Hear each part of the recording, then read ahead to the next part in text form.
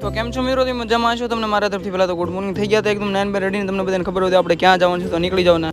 પછી તો હું રોજની જેમ નીકળી ગયા હતા કારખાના જવા માટે. થોડીક વાર આપણે ગાડી આવી ગઈ પછી ખબર પડી આગલી બ્રેક તો ખરાબ હતી, પાછલી બ્રેક પણ ખરાબ થઈ ગઈ. પછી તો આપણે ગાડી મેક દીધી રિપેરિંગમાં. નાથી આપણે ખસકે મેં કારખાના નથી કઈ જાજુ આગળ જરૂરિયાત વસ્તુ પણ આરો લઈ જાય. ગાડી આપણે મળશે રાત્રે 5 સાડા 5 સ્કોર.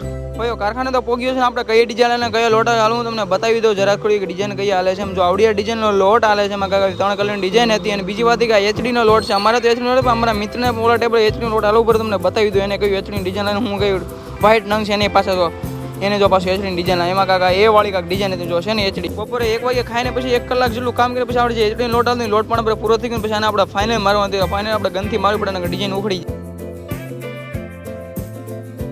તો થોડીક જ વારમાં મિત્રનું પાર્સલ આવ્યું. પાર્સલની અંદર હું છે બને વિડીયો તમને ખબર પડી જાય. આગળની ક્લિપ જોઈને હાલે મિત્ર તારું પાર્સલ. એ આપણો મિત્ર છે ને થોડીક આર્મીની તૈયારી કરે છે. એટલે આર્મી હાટું છે ને થોડાક વાસવાટું ચોપડા લઈ આવ્યો તો પરીક્ષા હાટું. તો ભાઈ અત્યારે હું ઘરે જતો હતો રસ્તામાં ઉભું એ કારણે પડ્યું કે તમને ખબર છે સવારમાં આપણે ગાડી રિપેરિંગમાં આપી હતી. હું રિપેરિંગમાં તમને બતાવવું તો પડશે ને.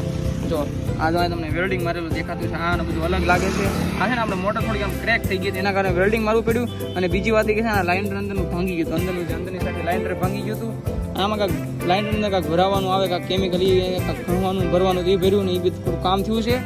અને બીજી વાત કે દેખાડવાનું ભૂલી ગયું તમને રસ્તામાં દેખાડવાનું. બીજી વાત કે આ બ્લોગને આપણે આયન કરશું મળશે કે નો બ્લોગ આ રહે ટાટા બાય બાય.